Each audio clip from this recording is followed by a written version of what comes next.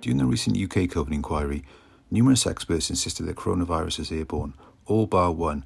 This is Dr. Lisa Ritchie, not a medical doctor. She was the government-appointed chair of the IPC cell responsible for guidance that all UK health workers must follow.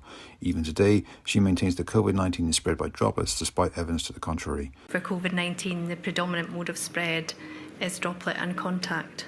Is that still your position in this inquiry today, after all the evidence we've heard? That's my position. Why is this important, you ask? It's all about mitigations.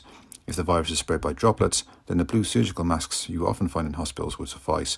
If, however, the virus is airborne, respirators, otherwise known as FFP3 or N95 masks, would provide far better protection. Much was made of the inadequate PPE made available to NHS staff. It transpired that prior to 2020, stocks of FFP3 masks were dangerously low or out of date. By the time the pandemic hit, they were hard to come by. So what happened? Rather than admit their mistake, they downgraded COVID. This news prompted interested groups to contact the chair of the inquiry, Baroness Hallett, to insist that coronavirus be recognised as airborne and FFP3 masks be worn instead. Even the British Occupational Hygiene Society have weighed in.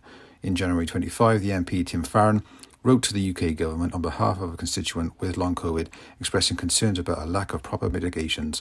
In the government's response, they refer to one Dr. Lisa Ritchie and a view that COVID-19 is not predominantly spread via the airborne route, and therefore their stance will remain unchanged. 6 years after the initial outbreak, many believe the COVID pandemic to be over. The data, unfortunately, suggests otherwise. While we don't test for COVID to the extent that we used to, it doesn't mean that COVID doesn't exist. Instead, terms like quademic, superflu and winter illnesses are used in its place, and the NHS remains under extreme pressures. Due to the continued exposure to airborne viruses, staff shortages are commonly reported in the NHS.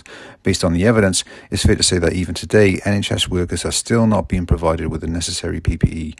As the latest research suggests a link between repeat COVID infections with heart attacks, strokes and aggressive cancers, it begs the questions, why is there no public health messaging about this, and why won't governments acknowledge that COVID is airborne?